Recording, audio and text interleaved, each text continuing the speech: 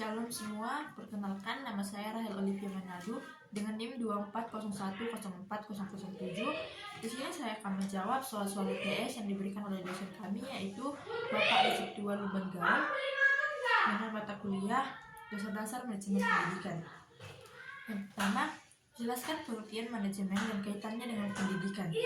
Manajemen adalah proses menyelesaikan hal-hal secara efisien dengan melibatkan orang lain.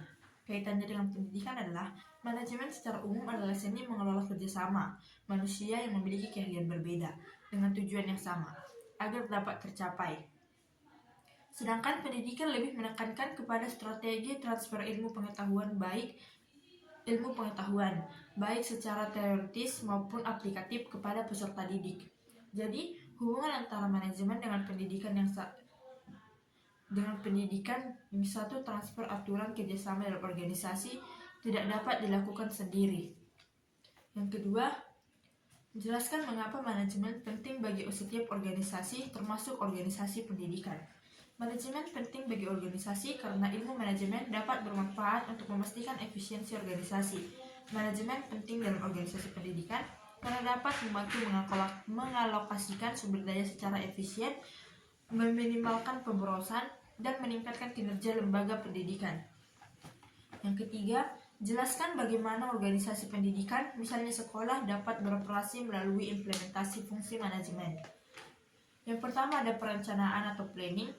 Di sekolah ini mencakup perencanaan kurikulum, kalender akademik, rencana pengembangan sekolah, program ekstrakurikuler, anggaran, dan strategi pengajaran. Selanjutnya, pengorganisasian. Ini termasuk pembagian peran dan tanggung jawab antara kepala sekolah, guru, staf, administrasi, dan siswa. Yang ketiga, pengarahan. Pengarahan berfokus pada memotivasi dan membimbing anggota organisasi untuk mencapai tujuan yang telah direncanakan. Selanjutnya, pengendalian.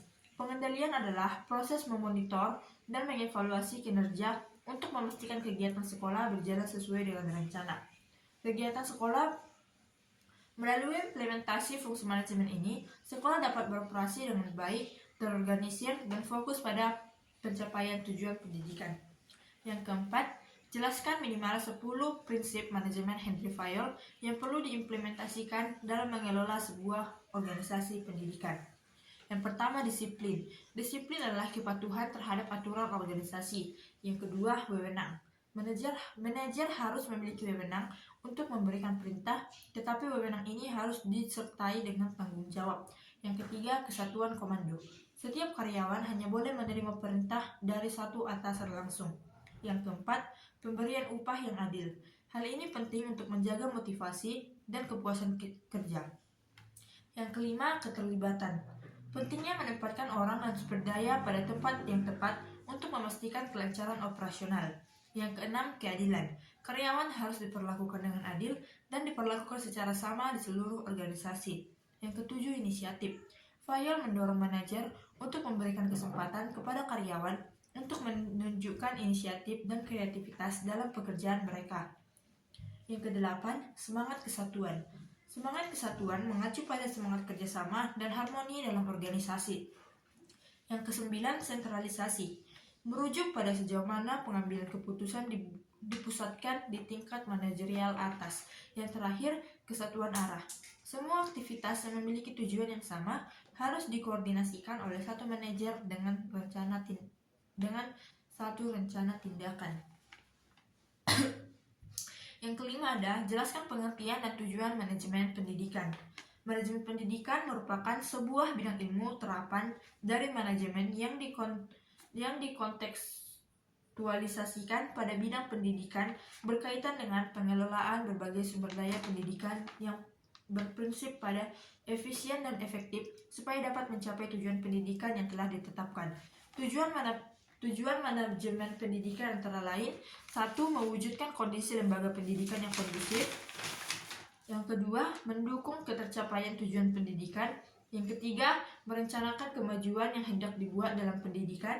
Yang keempat, mengorganisasikan dengan optimal semua sumber-sumber yang tersedia dapat dicapai sesuai dengan cara yang direncanakan. Yang kelima, mengendalikan proses yang terjadi dalam organisasi pendidikan supaya terlaksana dengan teratur. Dan terakhir, mengatur dan meningkatkan standar organisasi pendidikan agar institusi pendidikan dapat eksis dan berkembang. Soal yang terakhir, jelaskan perbedaan proses manajemen dan manajemen proses di sebuah organisasi pendidikan. Proses manajemen adalah mengatur dan mengoptimalkan proses individual dalam organisasi pendidikan. Sedangkan manajemen proses adalah mengatur dan mengoptimalkan seluruh sistem manajemen organisasi pendidikan. Itu saja yang dapat saya jelaskan. Jika ada kesalahan dalam penyebutan, mohon dimaafkan. Sekian dan terima kasih. Shalom.